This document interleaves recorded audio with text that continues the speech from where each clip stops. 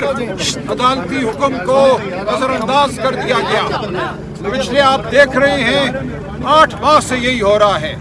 24 مارچ 2024 کو اسلام آباد high court کے ایک فل بینچ نے حکم دیا تھا کہ منگل والے دن اور جمعرات والے دن 6 لوگوں کی ملاقاتیں عمران خان صاحب سے کرائی جائیں گی، اور یہ ایک دن بھی نہیں ہو سکا۔ اس دن سے ہر منگل ہر جمعرات ہم یہاں آتے ہیں، یہاں یہی ہوتا ہے، ناکہ لگایا جاتا ہے، ہمارا راستہ روکا جاتا ہے، بلکہ قانون کا راستہ روکا جاتا ہے۔ ہر ہفتے یہ کہا جاتا ہے کہ اس ملک میں کوئی قانون نہیں ہے، کوئی آئین نہیں ہے، کوئی شرافت نہیں ہے۔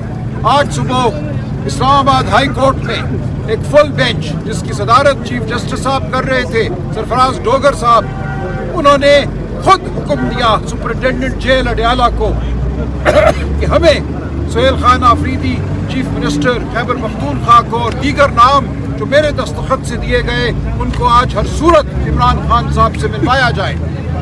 ان کے سامنے سپرنٹینڈنٹ جیل، کیا نام ہے ان کا، غفور انجم صاحب نے مانا کہ ان پہ یہ فرض ہے کہ وہ ہماری ملاقات کروائیں۔ میرے ہاتھ سے انہوں نے لسٹ وصول کی، اس کے بعد ہم سیدھا یہاں آئے۔ انہوں نے کہا ہمیں کہ آپ آئیے اڈیالہ، آج آپ کی ہم ملاقات کرائیں گے۔ ہم آ کے یہاں کھڑے ہیں، چیف منسٹر صاحب کھڑے ہیں، میں کھڑا ہوں، جنید اکبر صاحب کھڑے ہیں، باقی دوست یہاں کھڑے ہیں، اور آپ کے سامنے ہے ہماری ملاقات نہیں کرائی جا رہی۔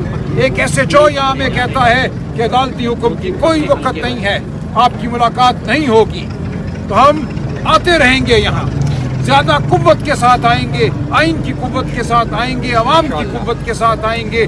عدالت اگر اپنی قوت استعمال نہیں کر سکتی اس کو ہم قوت دیں گے۔ ہم سوچیں گے کہ اس ملک میں آئین اور قانون نہیں تو پھر کیا ہے۔